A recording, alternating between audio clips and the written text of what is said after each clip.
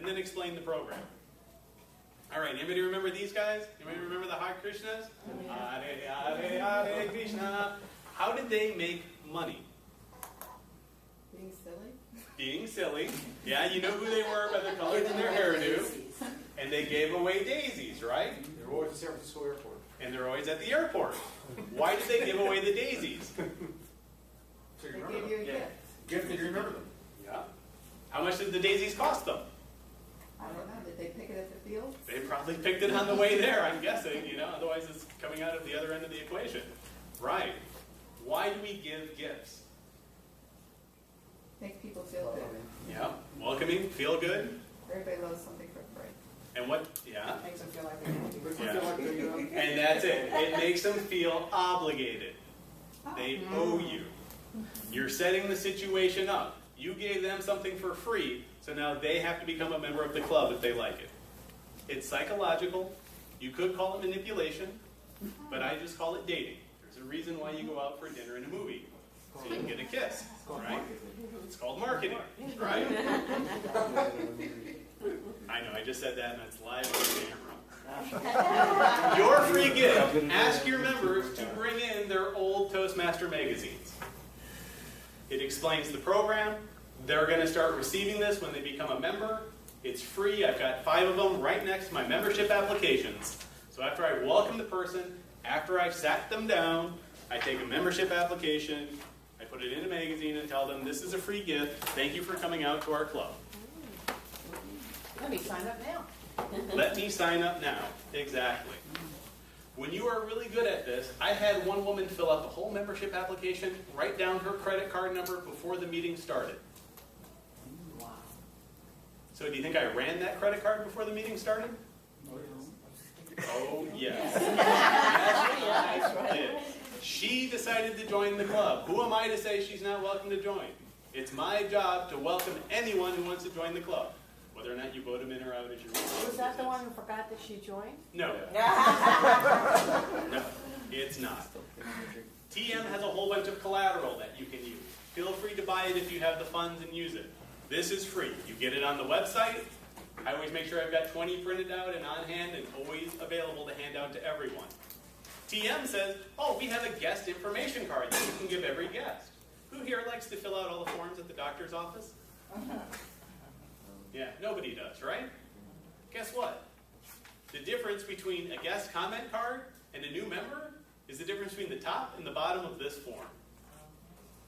If they don't want to become a member, ask them for their name and information here, and it goes in the same place because it's still your job to follow up with them. And when they're ready to become a member, well, he needs that credit card. You don't even have to write it down.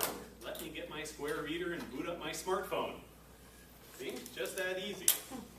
So that's why we recycle these. And they have it. You've already got them trained to filling out the first part of the form, so again, it's very smooth at the end. They'll usually fill it out during the meeting or right at the end after guest comments when you're wrapping things up. If a guest comes in late, do you give it to them, during the meeting, or do you just wait till the end?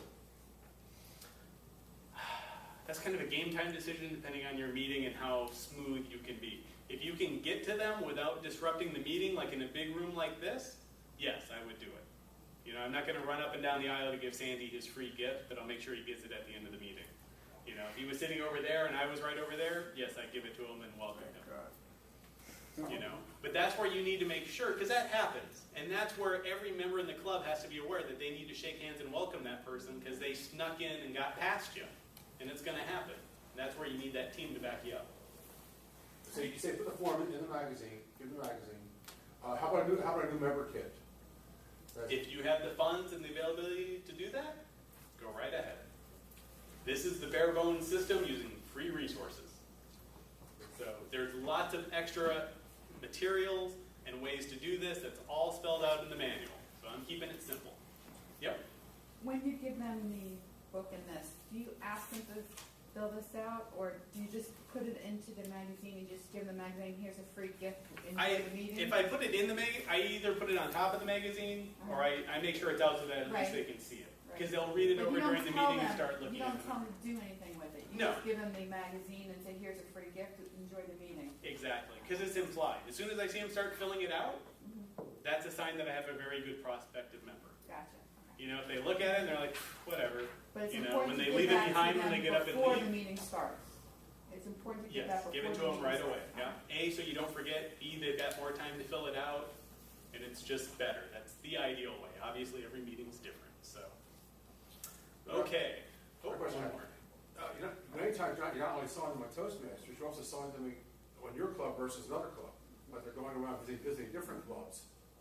And what's the best way to handle that aspect? What makes your club unique? Right, that's what I mean. What makes your club unique? Mhm. What club are you with, Fred? Progress. Sawgrass. Have you been to other clubs? Mm-hmm. What makes your club different? Okay. No, really. What makes your club different? I think our people, the camaraderie. Okay, the friendliness at your club? What? The friendliness, the camaraderie? The friendliness, we've had a lot of high achievers come from our club. Okay, you run a good program? Mhm.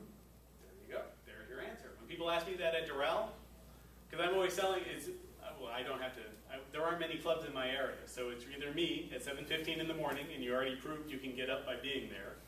If you're not, there's the afternoon club, and I refer them over to Carnival, because they meet at 1 o'clock in the afternoon, but it's kind of a pain to get through their security and find the conference room in the middle of this huge building. But if you're brave enough to go do that, there's Carnival in the afternoon. So, or I refer people to Toastmasters in Espanol if they want a nightclub and they're familiar with Spanish.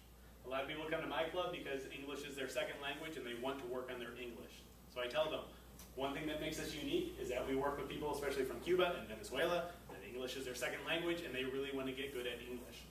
And that's a key need that resonates with them. It's what they want. It's a direct benefit to them that makes me unique. It's not like, oh, you don't speak very well, we're going to put you at the bottom of the speaking list. We encourage that.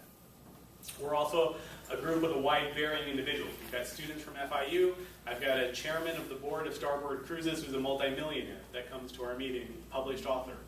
So, I mean, we have a wide group. We have engineers, we have scientists, we have salespeople, insurance. You know, it's a wide group of people. It's not, like going to Beckman Coulter, it's like, it's going to be Beckman Coulter people. If you're not one of those people, you're not going to get 3/4 of the inside jokes that you make at your meetings, right? Because you're not in that company culture. All right, so now we get to the end of the meeting. The president needs to ask for guest comments. What did the guests think of the meeting? Please stand up and tell us what you thought of the meeting. Did they enjoy the meeting? What aspect of the meeting was appealing to them? Do they feel they can benefit from Toastmasters? These are all loaded questions. You need to listen to the answers to these questions to gauge how hot this prospect is. Because this is where they sell themselves. I could use Toastmasters. I see the value in this. I really enjoyed the meeting. All of that is code word for, please take my money with your credit card after the meeting, I'd like to join your club. Nobody's going to say that directly, but those are the words that means that they're really feeling it and they want to join. Matt, could you go back one slide so we can Yeah. see the 3 questions, please? Sorry about that. I think that means I need to take a water break is what you're really telling me, Jason.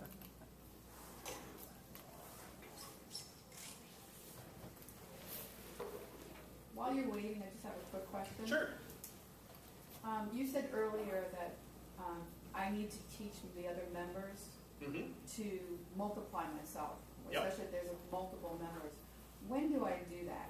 Because we usually don't have meetings outside our meetings.